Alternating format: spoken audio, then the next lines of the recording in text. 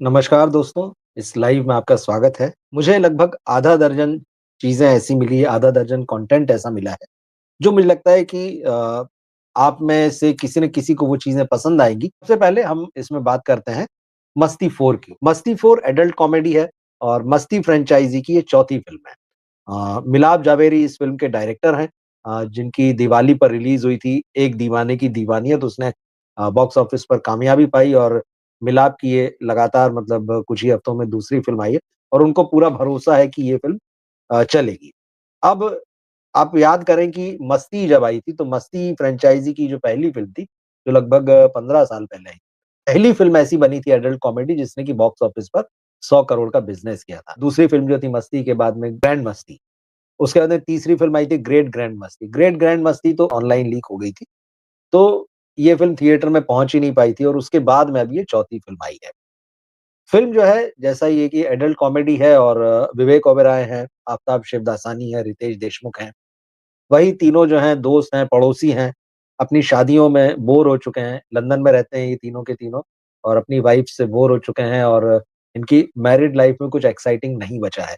तो ये परेशान रहते हैं क्या करें? और तब इनकी मुलाकात अपने एक दोस्त से होती है जो अरशद वारसी जो रोल प्ले कर रहे हैं और उनको वहाँ एक नई चीज़ पता चलती है कि अरशद वारसी की पत्नी के रोल में यहाँ पर नरगिस फाकरी हैं और दोनों की शादी को 10 साल हो गए हैं और उस चीज़ को वो लोग सेलिब्रेट कर रहे हैं और यहाँ पर इन तीनों को मतलब मीत यानी विवेक ओबेरॉय, प्रेम यानी आफ़ताब शिवदासानी और अमर यानी रितेश को पता चलता है कि इनकी लव लाइफ़ इसलिए बहुत बढ़िया चल रही है क्योंकि जो अरशद की पत्नी है नरगिस फाकरी, वो उनको साल में 1 मौका लव वीज़ा के रूप में देती है। अब ये लव वीज़ा क्या है? लव वीज़ा मतलब उनके लिए ये है कि भई 1 हफ्ते की खुली छूट है, तुम मनमानी कर लो। तो वो दोनों बताते हैं कि हमारी सक्सेसफुल मैरिड लाइफ़ का जो है राज़ है। ये तीनों भी अपनी पत्नियों से को समझाते हैं, बताते हैं कि भाई देखो ऐसा-ऐसा है और लव वीज़ा अगर हमें भी मिले तो बेहतर होगा। तो हालाँकि तीनों जो है शुरुआत में विरोध करती हैं और बहुत नाराज़ भी होती हैं। लेकिन फिर कहानी घूमती-फिरती आगे बढ़ती है और इन तीनों को लव वीज़ा मिलता है 1 हफ्ते का। अब उस 1 हफ्ते के लव वीज़ा में ये क्या करते हैं? क्या-क्या कर पाते हैं? पहले तो ये होता है इंटरवल तक। इसके बाद में इंटरवल के बाद में इन्हें ये पता चलता है कि अरशद और नरगिस की जो शादीशुदा लाइफ़ है, उसमें सिर्फ़ पति को ही 1 हफ्ते का लव वीज़ा नहीं मिलता है, पत्नी को भी मिलता है।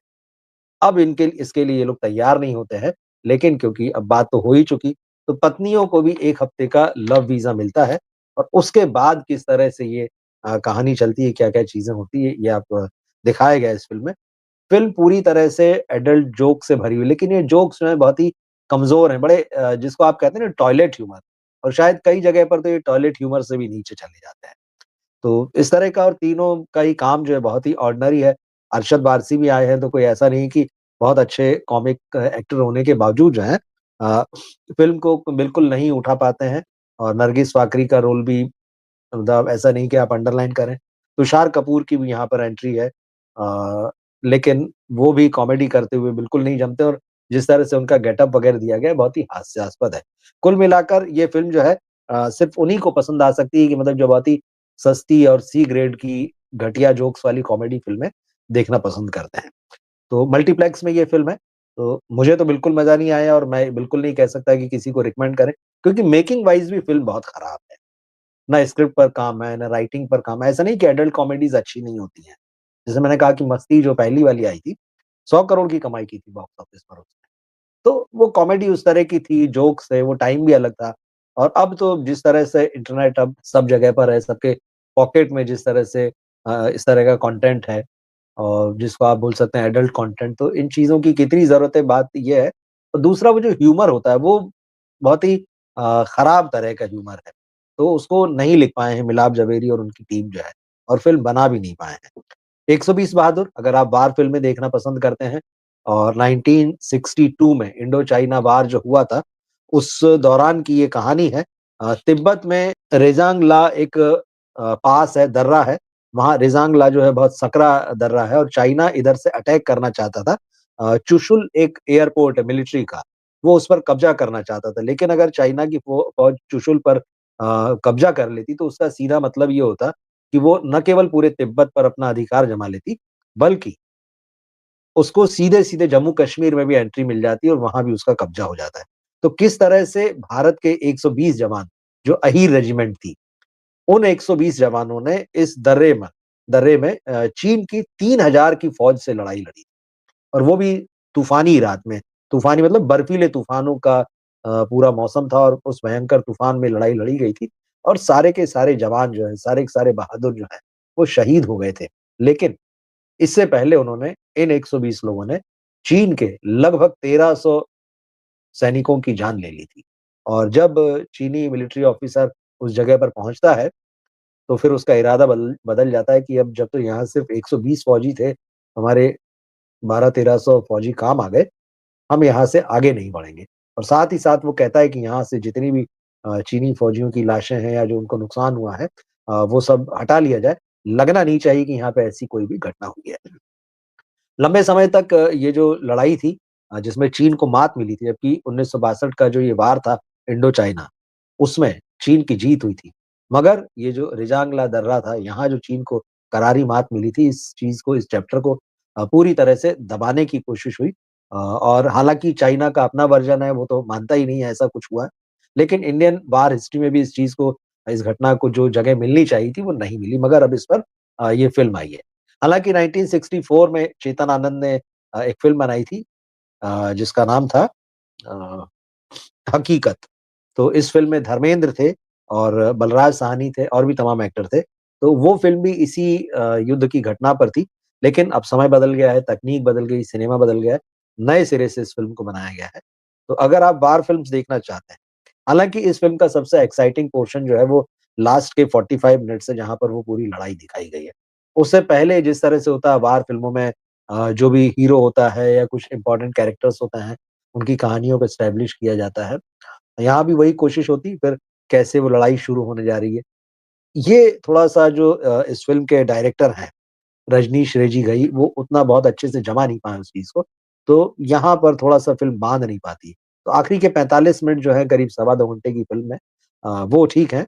लेकिन उसके पहले का हिस्सा जो है, अगर आप जैसे मैंने कहा कि वार फ़िल्म्स में दिलचस्पी रखते हैं, तो आपको ये जो है अच्छा लग सकता है। अब हम आते हैं ओटीटी पर, ये 2 फ़िल्में तो हुई मस्ती और 120 बहादुर, ये मल्टीप्लेक्स में। ओटीटी पर जो फ़िल्म इस हफ्ते रिलीज़ हुई है, वो है होम बाउंड। करण जौहर इस फ़िल्म के प्रोड्यूसर हैं, नीरज घेवान ने इस फ़िल्म को डायरेक्ट किया है, जिन्होंने मसान बनाई थी और मसान को बहुत तारीफ़ें मिली थी। और उसके बाद में अब ये जो फ़िल्म उन्होंने बनाई है, तो बाकायदा इसको इंडिया की ऑस्कर एंट्री है और इस साल इंडिया ऑस्कर की उम्मीद कर रहा है इस फ़िल्म से। अब ये फ़िल्म जो है बहुत डिफरेंट और मुझे लगता है ये मस्ट वॉच कैटेगरी में आती है। मतलब इस साल की जब सबसे शानदार फ़िल्मों की लिस्ट बनेगी, तो मैं इस फ़िल्म को बहुत ऊपर रखूँगा। और मुझे लगता है बल्कि इस साल नहीं, अगर आप इंडियन सिनेमा की बेस्ट फ़िल्मों में भी इस फ़िल्म को जगह दें, तो कोई बहुत अतिशयोक्ति नहीं होगी। क्योंकि आप देखिए इस तरह का सिनेमा बहुत कम बनता है। दरअसल ये कहानी है 2 लड़कों की। एक का नाम है चंदन, जिसका रोल विशाल जेठवा निभा रहे हैं और दूसरा है शोएब, जिसका रोल ईशान खट्टर निभा रहे हैं। तो चंदन और शोएब जो है यूपी के किसी गाँव या कस्बे में रहते हैं। अब ये दोनों जवान हो रहे हैं, अपने परिवार की ज़िम्मेदारियाँ हैं, दोनों गरीब घरों से हैं और ये पुलिस में भर्ती होना चाहते थे। शुरुआती फ़िल्म की वहाँ से होती है कि पुलिस भर्ती की तैयारी के लिए मतलब इन्होंने तैयारी की है उस एग्ज़ाम की और ये एग्ज़ाम देने जा रहे हैं।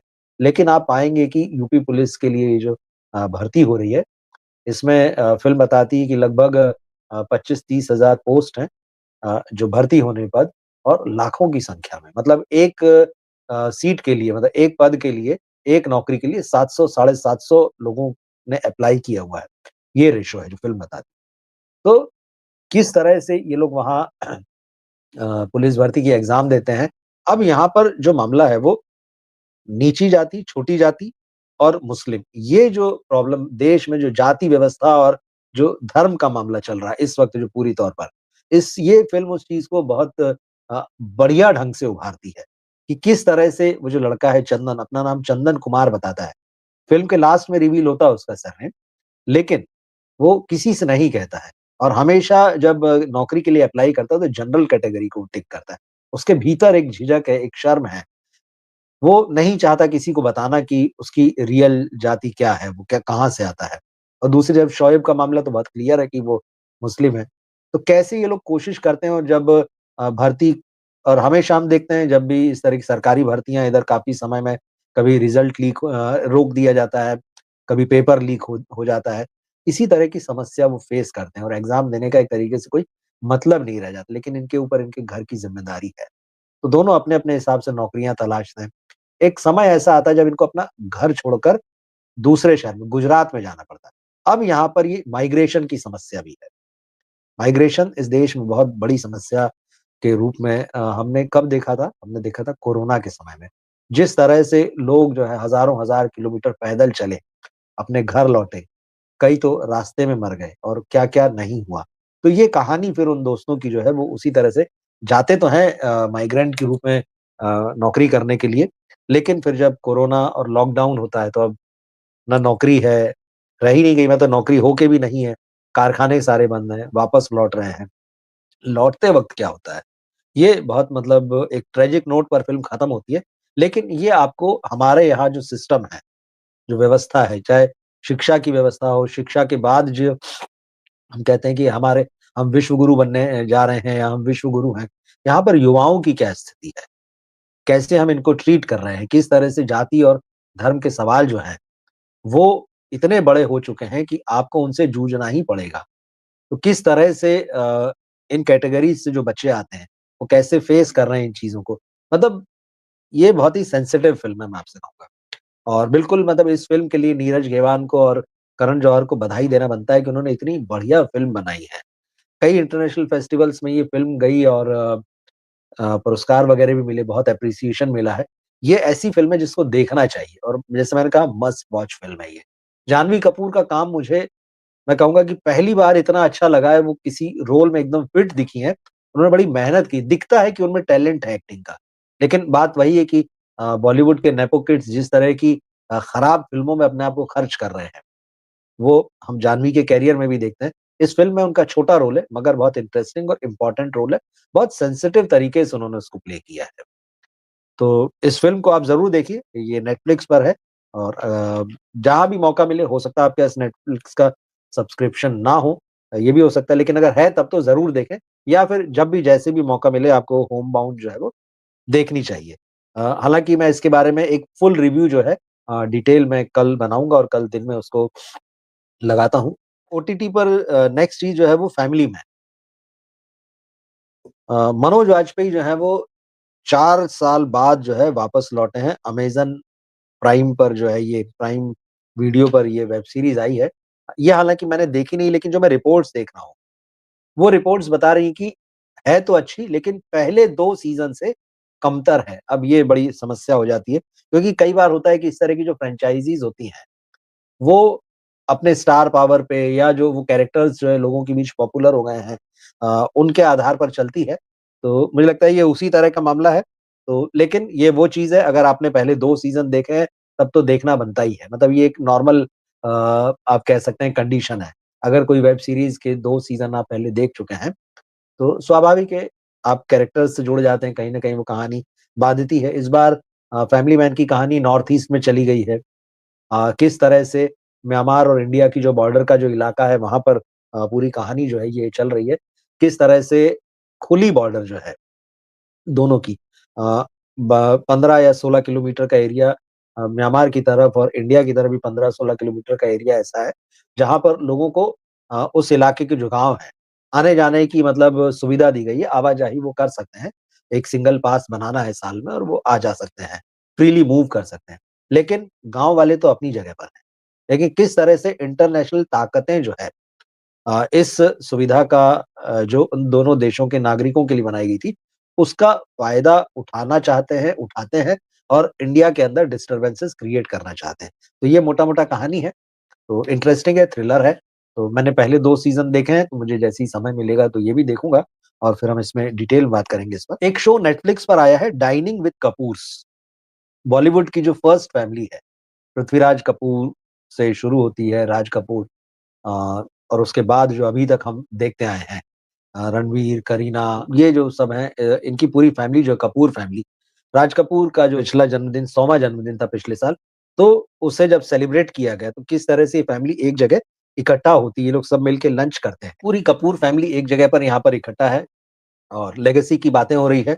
किस तरह से और सबसे इम्पोर्टेंट क्योंकि ये डाइनिंग टेबल पर इकट्ठा हो रहे हैं, इसलिए ये लोग बात कर रहे हैं कि जो उनकी फूड हैबिट्स रही, फूड कल्चर रहा है कपूर फैमिली में।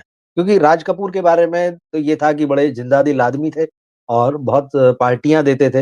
होली, गणेशोत्सव, जन्मदिन ये सब उनके बड़े सेलिब्रेशन होते थे और उसमें फ़िल्म इंडस्ट्री के तमाम लोगों को वो बुलाते थे। और फ़िल्म इंडस्ट्री में भी ये था उस समय कि बड़ा ऑनर फ़ील करते थे लोग कि यार राज कपूर ने हमको इनवाइट किया है। जाते थे, बड़े-बड़े सितारे जाते थे। तो राज कपूर का वो जो खाने-पीने को लेकर शौक था वो पूरी फैमिली में मिलता है, अभी भी मिलता है। तो ये जो डाइनिंग है, तो यहाँ आप देखेंगे कि किस तरह से कपूर फैमिली इकट्ठी हो रही है, खाना बन रहा है, किस तरह से सारे कज़िन्स जो नई जनरेशन के भी हैं, मिलते हैं। यहाँ पे आपको शम्मी कपूर जी की वाइफ नीला देवी जी दिखाई देंगी, रणधीर कपूर दिखेंगे, नीतू सिंह नज़र आएँगी, रीमा जैन नज़र आएँगी, सैफ अली खान भी इसमें नज़र आएँगे। इसमें आलिया भट्ट नहीं दिखी। तो उसको लेकर जो है काफ़ी रहा कि भाई क्यों? तो फिर पता चला कि उनके अपने कुछ प्रायर कमिटमेंट्स थे प्रोफ़ेशनल तो वो इसलिए इस लंच में सबके साथ में शामिल नहीं हो पाए। मैंने देखी है ये शो देखा है, 1 घंटे का एपिसोड है ये। इंटरेस्टिंग है अगर आप कपूर्स को पसंद करते हैं कुछ उनकी लाइफ़ में या उनकी फ़ैमिली के चेहरों को जो आम तौर पर पर्दे पर नज़र नहीं आते, पर्दे के पीछे बहुत सारे लोग काम कर रहे हैं। तो सब दिखाई देते हैं आपको, नंदा फ़ैमिली के लोग दिखते हैं। तो सब उनका जो पूरा कुनबा जिसे आपको कहना चाहिए। राज कपूर के जो बच्चे थे उनके बच्चों की भी जो अब फ़ैमिलीज़ हो चुकी हैं, तो वो सारा जो है अब दिखाई देता है और एकदम यंग जनरेशन तक जो नज़र आती है। तो कपूर्स को अगर आप पसंद करते हैं और फूड कल्चर वगैरह क्या कैसा रहा है उनका ये जानना चाहते हैं, तो आप इसको देख सकते हैं। यहाँ पर मैं एक फ़िल्म का बहुत ख़ास तौर पर ज़िक्र करना चाहूँगा कि इस हफ़्ते आपको जो देखना चाहिए। नेटफ्लिक्स पर एक फ़िल्म है डूड। इसको मुझे लगता है आपको ज़रूर देखना चाहिए। ये मेरे हिसाब से एक मस्ट वॉच फ़िल्म है और मैंने इसको इसी हफ़्ते देखा है और मुझे देखकर बहुत मज़ा आया है। इस फ़िल्म में क्योंकि ये तमिल रोमांटिक ड्रामा है इस फ़िल्म में प्रदीप रंगनाथन और ममिता बैजू हैं। अब प्रदीप रंगनाथन जो है इनकी 2 फ़िल्में इससे पहले मैंने देखी तो बहुत बढ़िया फ़िल्म है। वो भी आप दे एक तो है लव टुडे। लव टुडे वही फ़िल्म है जिसमें लवयापा नाम से आमिर खान के बेटे की जो थिएटर में डेब्यू फ़िल्म इसी साल आई थी। खुशी कपूर भी थी जिसमें। तो लव टुडे का लवयापा बना था और ये 2022 की फ़िल्म है। लेकिन इस साल एक और फ़िल्म जो है प्रदीप रंगनाथन की आई है ड्रैगन, वो भी बढ़िया फ़िल्म थी और ममिता जो हैं ये मलयालम एक्ट्रेस हैं। पिछले साल इनकी फ़िल्म आई थी मलयालम फ़िल्म प्रेमालू, बहुत चली मलयालम में, हिंदी में भी डब है। ये तीनों फ़िल्में चाहे प्रदीप रंगनाथन की हो, लव टुडे हो, ड्रैगन हो या जो है ममिता की फ़िल्म हो प्रेमालू, ये सभी आपको इनके हिंदी डब वर्ज़न मिलेंगे ओटीटी पर।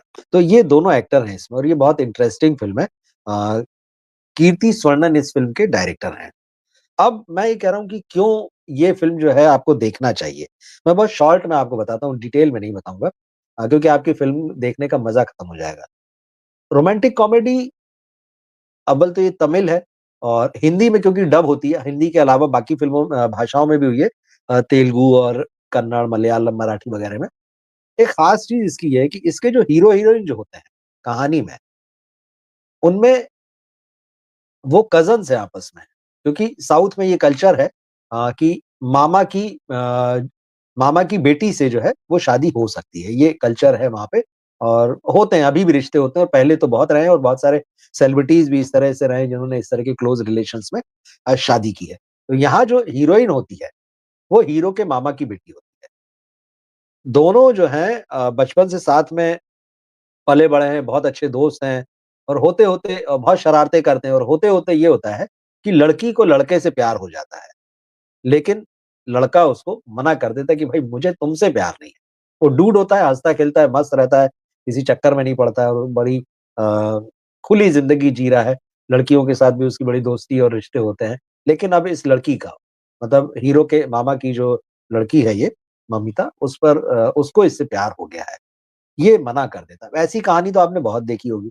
अब इसके बाद क्या होगा? ये भी आप कहेंगे हमने देखा, कि जब उस लड़के को ये रियलाइज़ होता है, यार नहीं मुझे तो इस लड़की से प्यार है, तब तक लड़की को किसी और से प्यार हो जाएगा। यहाँ तक तो आपको लगेगा कि मामला फ़ैमिलियर है, मगर इसके बाद जो इस फ़िल्म में ड्रामा है, वो मैं नहीं बता रहा हूँ आपको। उसी ड्रामे के लिए मैंने देखा तो मैं बड़ा हैरान हुआ कि यार मैं क्या देख रहा हूँ। मतलब देवदास कह लीजिए या फिर एक तो वो एक बड़ा लेवल है किसी भी ट्रेजिक लव स्टोरी का। दूसरा, जिसको मैं बहुत अच्छी फ़िल्म मानता हूँ, जो मेरी पसंदीदा फ़िल्मों में है, हम दिल दे चुके सनम। मतलब उसमें भी नेक्स्ट लेवल की लव स्टोरी है वो। मगर इस स्टोरी का लेवल तो उन दोनों से ही अलग है, जो डूड का लेवल है, मतलब मुझे लगा ये तो देवदास से आगे चली गई, ये हम दिल दे चुके सनम से आगे चली। जब इस हीरो को पता चलता है कि यार ये लड़की तो किसी और से प्यार करती है, उसके बाद किस तरह से चीज़ें चलती हैं। वो जो लड़का होता है जिससे ये प्यार करती है वो उसके कॉलेज में ही पढ़ रहा होता है, जब इधर से उसको निराशा मिलती है, वो शहर छोड़कर चली जाती है, दूसरे शहर में चली जाती है, वहाँ कॉलेज में पढ़ने लगती है, वहाँ उसको एक लड़का मिलता है। लेकिन जब तक हीरो को रियलाइज़ हो कि मुझे भी इस लड़की से प्यार है, तब तक उधर उसका रिश्ता आगे बढ़ जाता है। लेकिन फिर जब ये वाली बात क्योंकि घर वाले नहीं मानते हैं, बड़े रसूखदार मंत्री है इसका पिता जो है, फिर किस तरह से चीज़ें आगे बढ़ती वो बहुत ही इंटरेस्टिंग है, मैं बिल्कुल रिवील नहीं करना चाहता हूँ यहाँ पे। आप इस फ़िल्म को ज़रूर देखिएगा और जैसा मैंने कहा कि ये देवदास का लेवल एक अलग है, हम दिल दे चुके सनम का लेवल एक अलग है, इसका लेवल उनसे भी अलग है और मैं बहुत हैरान रहा इस फ़िल्म को देखकर। मतलब 3-4 दिन हो चुके हैं इस फ़िल्म को देख के मुझे, लेकिन ये दिमाग में भी मेरे घूम रही है। अब इसमें एक चीज़ और होती है, जैसे जहाँ का कल्चर है, जैसे तमिल फ़िल्म है और साउथ में ये कल्चर जैसे एक हिस्सा है पार्ट का सोसाइटी का कि मामा की लड़की से शादी हो जाना। हिंदी बेल्ट में और ये इस तरह से नहीं होता है इधर जब आप नॉर्थ में आते हैं। इस जो हिंदी डब वर्ज़न उसमें ये बताया गया है कि ये जो लड़की का पिता है और लड़के की माँ है, ये मुँह बोले भाई-बहन हैं, जबकि ओरिजिनल फ़िल्म में वो सगे भाई-बहन हैं। इसमें हिंदी में सुविधा के लिए बता दिया गया है कि कोई कन्फ्यूज़न ना हो। मगर मैं रिकमेंड करूँगा और इस फ़िल्म को आप जब भी देखें, तो आप ज़रूर लिख कर बताएँ कि ये आपको कैसी लगी। नेटफ्लिक्स पर है ये फ़िल्म। मुझे बहुत मज़ा आया और एक अलग लेवल की लव स्टोरी देखी मैंने। तो मैंने इसको बहुत एन्जॉय किया। इंटरेस्टिंग फ़िल्म है और प्रदीप रंगनाथन की जैसे 2 फ़िल्में मैंने आपको बताई, लव टुडे और ड्रैगन। लव टुडे तो आप लव-यापा देख ही चुके हैं, क्या स्टोरी है, इंटरेस्टिंग है। मोबाइल जो है एक द लड़का-लड़की में एक्सचेंज हो जाता है, लड़की के पिता चाहते हैं कि भाई पहले तुम लोग अपना मोबाइल एक्सचेंज कर लो, उसके बाद देखेंगे शादी करना कि नहीं। वो लव-यापा में भी देख लिया था। ड्रैगन एक डिफरेंट टाइप की लव स्टोरी, मतलब बहुत बढ़िया और प्रेमालू भी कमाल की लव स्टोरी मतलब जो ममिता बैजू की है। तो ये तीनों ही फ़िल्में जो हैं लव टुडे, ड्रैगन और प्रेमालू, ये तीनों फ़िल्में आपको देखना चाहिए और उसके साथ इन दोनों की ये जो फ़िल्म आई है डूड, मैं बिल्कुल रिकमेंड करूँगा। अगर चाहते हैं कि कोई अच्छा कंटेंट देखें, ये जो मैंने फ़िल्में बताई आप इनमें से देख सकते हैं और उसके अलावा 120 बहादुर और मस्ती थिएटर्स में लगी है। दे दे प्यार दे 2 चल रही है और घर बैठे देखना चाहें तो होम बाउंड जैसे मैंने कहा मस्ट वॉच अगर आपको थोड़ा-सा भी सेंसिटिव सिनेमा अच्छा लगता है। और मुझे लगता है सेंसिटिव क्या होता है? अच्छा सिनेमा होना चाहिए, क्योंकि हर अच्छा सिनेमा जो है वो सेंसिटिव होता है बहुत। तो होम बाउंड जो है वो एकदम मस्ट वॉच है और इस फ़िल्म को देखकर अब मेरे अंदर भी ये जिज्ञासा थोड़ी-सी बढ़ गई है कि क्या वाक़ई ऑस्कर जो लोग देते हैं वो इस फ़िल्म को समझ पाएँगे? विश्व गुरु की जो हमारी छवि है उसको ध्यान में रखकर ये फ़िल्म उनको कितना छुएगी या कितनी रियल लगेगी, वो शॉक्ड होंगे? क्या उनको लगेगा कि ये फ़िल्म अवार्ड देने लायक तो मैं भी इस चीज़ को देखना चाहता हूँ। बाकी जैसा मैंने कहा फैमिली मैन है, वेब सीरीज़ देखना चाहें, डाइनिंग विद कपूर से नेटफ्लिक्स पर 1 घंटे का शो है। और लास्ट में जैसे मैं कह रहा हूँ डूड, ये तो इसमें से होम बाउंड और डूड मुझे ऐसा लगता है कि ये मस्ट वॉच फ़िल्म है, इसको आप लोगों को ज़रूर देखना चाहिए। तो आज की हम अपनी बात यहीं ख़त्म करते हैं।